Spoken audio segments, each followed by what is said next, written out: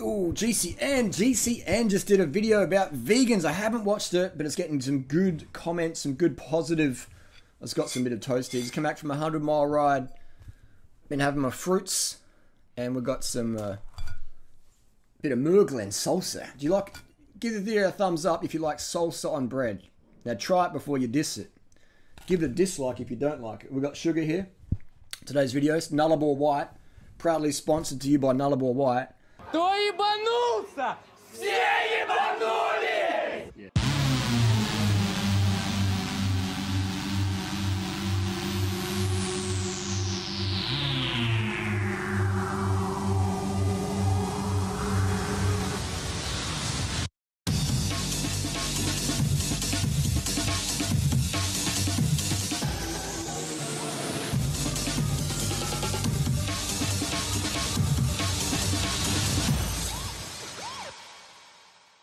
For Indie Pack, and just 160k ride, 100 miles, Central ride. Just then, here in Adelaide, went out with James, Tori, and Adam, and a few of the Super Elite crew this morning.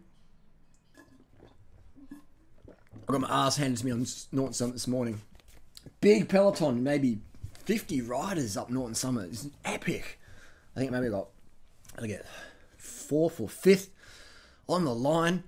But I was cooked. I definitely needed some more training to come back from Thailand, Philippines. But anyway, I digress. So I haven't watched the full video. Watched a little bit of it.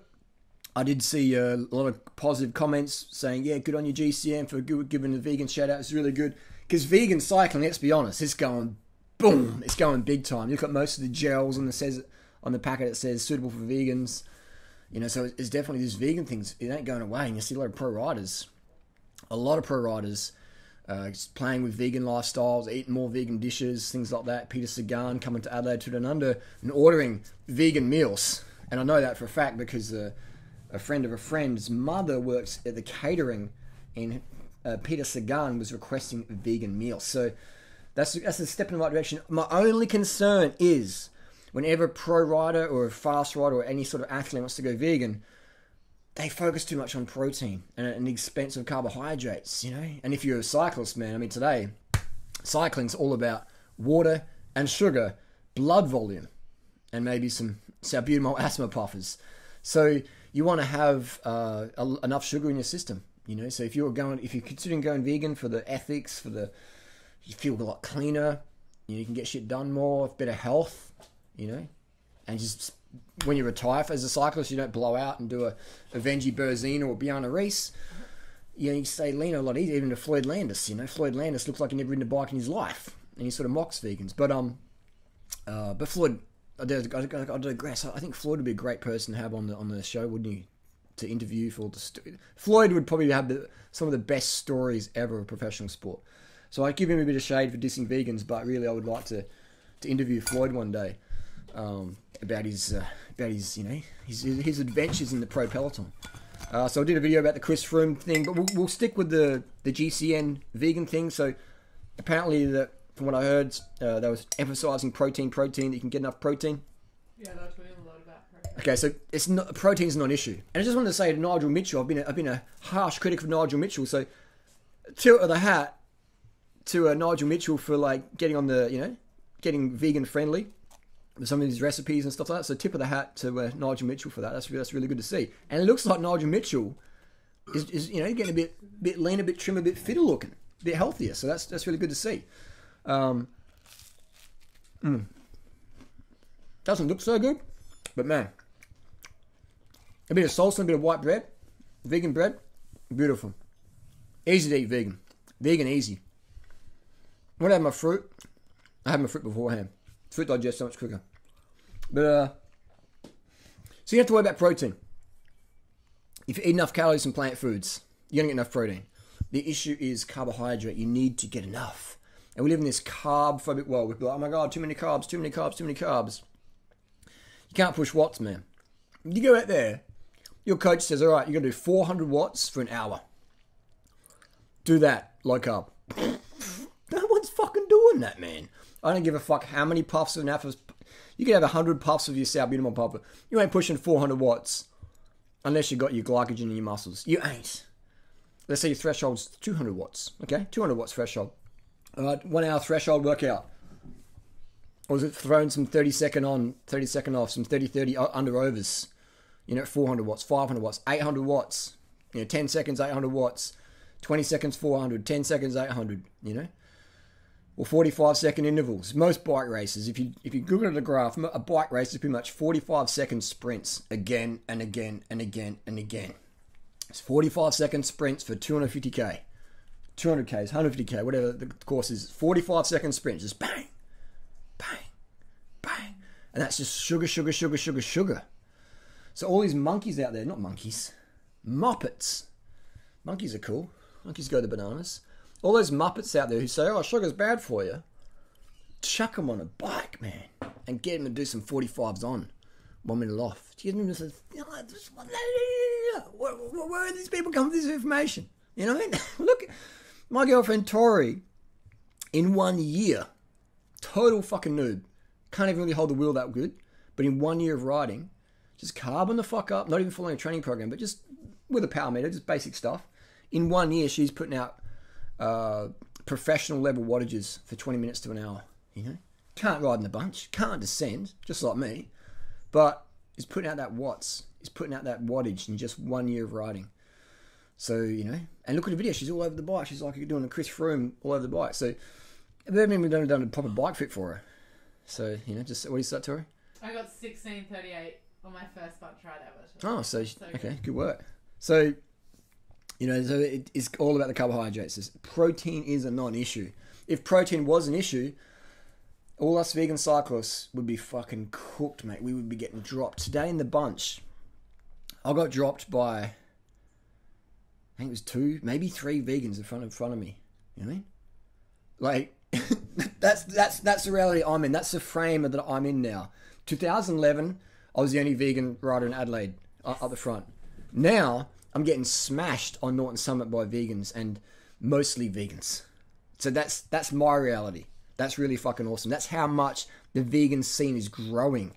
There's even vegan politics now. There's so many vegan cyclists out there. There's vegan drama in the cycling bunch. I mean, cycling always has some drama, but now you have vegan drama in the cycling group. That's how big cycling's got. That's how big vegan deals got. That from Durianriders smashing out the videos, other guys jumping on board, making YouTube channels, inspiring, creating Facebook. It starts to grow viral. When I first started, I was the only person on YouTube doing vegan cycling stuff. Now, there's fucking so many out there. There's so many vegan YouTube cycling channels out there, I can't even keep a track of them. There's so many out there. It's great. And they're all saying, carb the fuck up, spin the wind, use a power meter. And that's just sound advice. That's just Dr. Ferrari style advice. You call it Durianrider advice or Dr. Ferrari advice. It's Lance Armstrong advice. It's Tyler Hamilton advice. It's Chris Froome advice. Get it fucking done. Spin the wind, carb the fuck up. Cadence, carbs, power to pace by Team Sky marginal gains. It just all fucking works, man. Now, here's the thing with the salbutamol puffer. It can be a little bit cheeky and throw that in there. I'm feeling pretty good after 100 miles today. 100 miles is nothing. I got Indy Pack in March. 100 miles is that's like what you do before you fap off in the morning. That's just like pre-wank ride. But we have the reality that if you're having dairy products and you're using salbutamol, then you will need more salbutamol. That's my little theory there. Because the sodium caseinate in the dairy is gunking up your lungs. So if someone's using salbutamol, if they have asthma or whatever they're using it for, to do 7 watts per kilo, bit of asthma, bit of tightness in the chest. I get pretty tight in the chest as well at 7 watts per kilo. I get a little bit asthmatic at 7 watts per kilo. I need a bit of a puffer as well. So if you're having your puffer and you're having dairy, I dare say you're going to need more salbutamol, more puffs to offset the dairy that's going to clog your lungs up. The sodium caseinate is going to bind up with your, give you that lung butter where that's dairy, man. That's dairy. So the more dairy you have, the more lung butter you have, the more salbutamol you need. And I know that because when I was 8 years old, I was in hospital for asthma, and I was pumped full of those steroid drugs. So I was on steroids when I was 8, man. Salbutamol is a steroid. So I've been a steroid user for probably over a decade or 2 decades of taking steroids, salbutamol, Ventolin. And when I gave up dairy, I had no need for it anymore.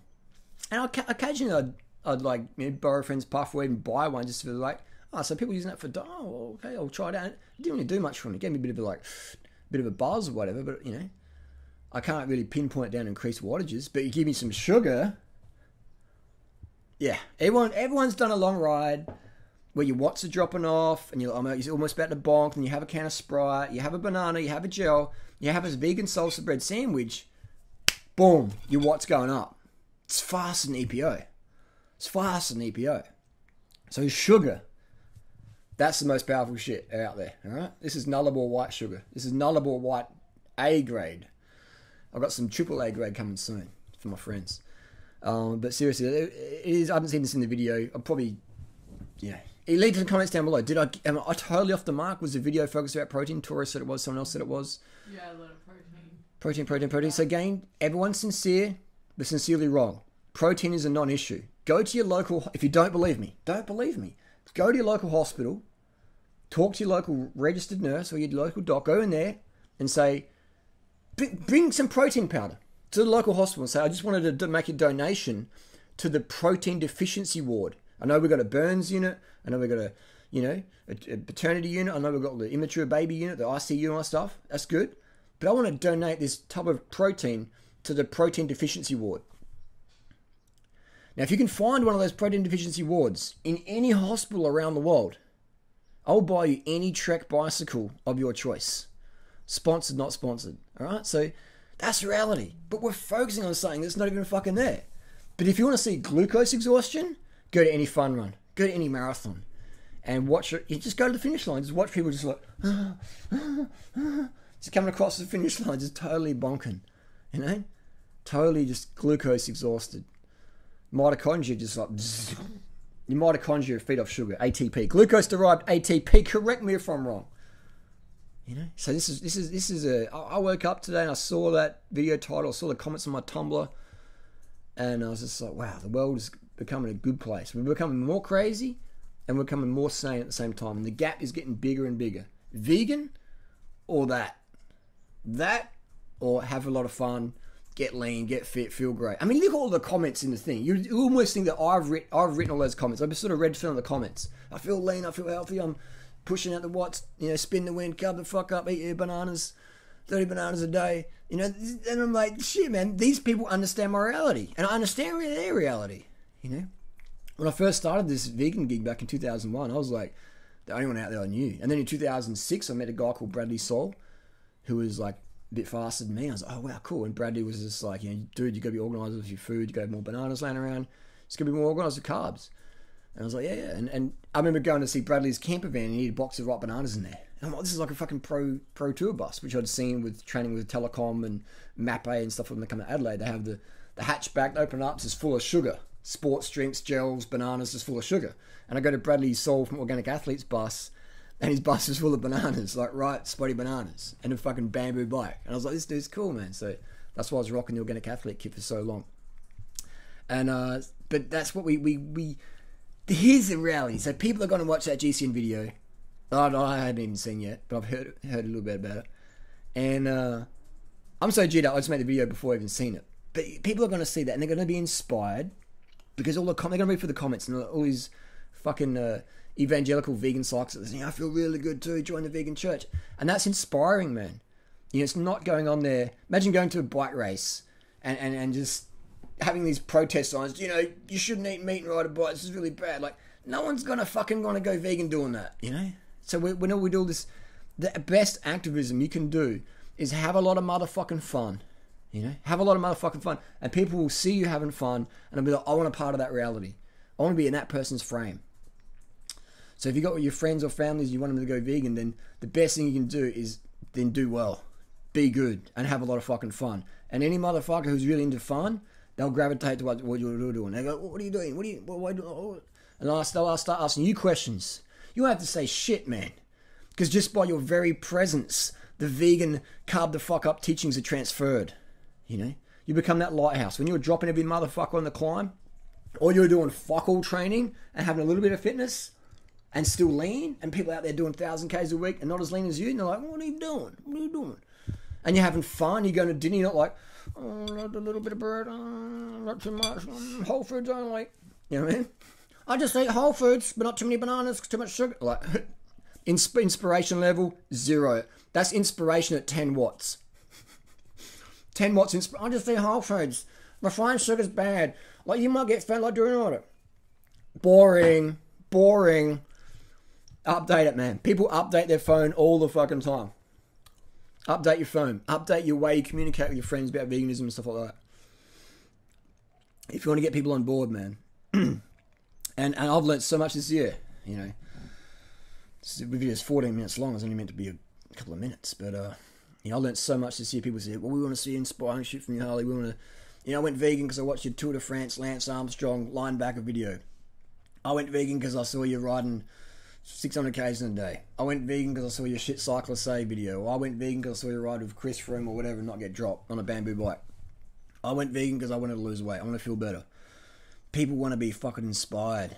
So if you can put out content that gets cunts inspired or G'd up, and content could be on YouTube, it could be at your fucking classroom, it could be your fucking spray paint on a wall, carb the fuck up, motherfuckers. Whatever it is, just don't get caught. You know? So, but have fun doing what you're doing. When you're having fun, that takes care of motivation. And when you take care of motivation, you start getting that flow, start getting that state where you just G'd up and things just clicking. It's like DI2, the straight derailleur hanger, just tick, tick, tick, tick, tick. And you're just vibing, man. Like I'm vibing right now. I was just riding today with the crew, got a flat tire, got a massive blowout, just on my Dura Ace wheel, almost crashed, doing maybe 45, 50 k an hour. I was like, had a little 23mm tire on the front, almost crashed. I was like, wow, held it up. And I saw a bit of shade up ahead. Everyone heard the bang, they turned around and stopped. And then we're riding along, and I realized there's a bit of shade there, I was pulled over. And we pull over on the bikes, and I'm like, cool, got a flat tire, you know. I'm not like, oh, fucking flat tire, fuck. I'm just like, yeah, whatever, everything happens for a reason. And second flat tire of the day for the group.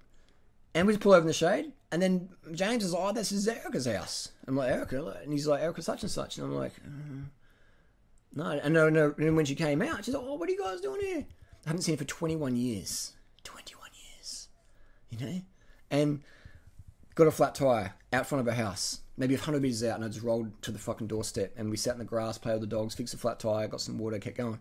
So everything happens for a reason. You know? So she would see us with our vegan jerseys on, just sort of like, you know, flabbering around the hills and having fun. And that's inspiring as well. So if you can just be an inspiring person and just roll with the flow, that's the go, man. That is the go. But can you be a vegan pro cyclist? You definitely can. There's no doubt about it, man. The drugs work better if you're vegan. Everything fucking works better because you're getting better kidney values. You're getting better liver values. Your heart's going to be healthier. You got less saturated fat flowing through your arteries. All the drugs are going to work better. Your recovery is going to be better. You're going to need less stimulants because you don't have all that fucking meat and arachidonic acid inflammation going through your arteries and all that stuff. And the kidneys produce EPO. And if you're bogging down your kidney, I don't have any proof for this, this is my little hypothesis. If you're bogging down your kidneys to filter all this excess protein, can they produce enough EPO? Just saying. Can they? Someone needs to do a thesis on that one. I'll put it out there that if you eat a low protein diet, minimal yet sufficient, found in plant foods, like a gorilla. Where does a fucking gorilla get its protein from? Plants. So protein's not an issue. Who's the strongest in the fucking world? Peter Sagan or gorilla? A gorilla could fucking jump on a bike, a specialized tarmac, and if you could put that gorilla power, it would shear the fucking bottom bracket right off. It would get the handlebars just snap them right off. So a gorilla gets enough protein. Alright? And a gorilla doesn't even eat fucking salsa toast, which is pretty high in protein. Probably too much. So the protein's not an issue. Are your kidneys working effectively to produce EPO for your red blood cells count to go up? Which is so important in cycling, running, swimming, boxing. You know, so all these little things I put out there, maybe in 10 years' time, we'll be like thinking, you know, what's a good food to allow the kidneys to produce more EPO? Because when we're microdosing EPO, we want to use less as possible to get the desired levels. Don't want to get too much and be in the glow period. But also we don't want the health implications that can come with EPO abuse. All these little things. Corticosteroids. You know, like when we take Kenacort or stuff like that, I dare say that you would need more if you're eating meat and dairy because you have all this inflammation in your body. You would need more of that. Just like a lot of other drugs, man. You know? Anyway, GCN, great channel. Promoted them when they had fucking 10,000 subs because they did a good lot of bike tip mechanic stuff. It's an interesting world we live in right now. This is the cycling stuff going down. It's really cool. It's also really sad to see that people are trying to bring cycling down. That's really sad to see, but I think cycling's unstoppable now. People see the joy of riding their bike, you know, hanging out with their friends, just transport, exploring, meeting people. Races like the Indy Pack, booming. You know, it's a $50 race, no prize money. It's just fucking awesome, you know, just community stuff. So that vibe's going strong. The plant thing, the vegan thing. Everyone loves fucking pizza, man. Everyone loves some fucking toast. Everyone loves some fruit. Everyone loves some sweet sugar. Everyone loves a bit of cordial. Everyone loves that shit. And they're the foods that you thrive on, man. You really thrive on those things. But anyway, 20-minute video. I could talk for hours on it. I'm G'd up again. And this is Durianrider signing off to eat my vegan salsa toast. But it's all about hormones that drive your performance. It's all about your cortisols, your all those hormones and stuff. Your glycogen, your glucose derived ATP, all that stuff, man. Your hydration levels, your sleep, all those things are going to be enhanced with a high carb, low fat vegan lifestyle. And that's just not my theory. It's not what I read in a book. It's what I personally experienced over 16 years as a vegan. Done plenty of experience with all sorts of things. Done many videos about it. Do many more videos about it. But yeah. So tip of the hat to Nigel Mitchell for being open-minded.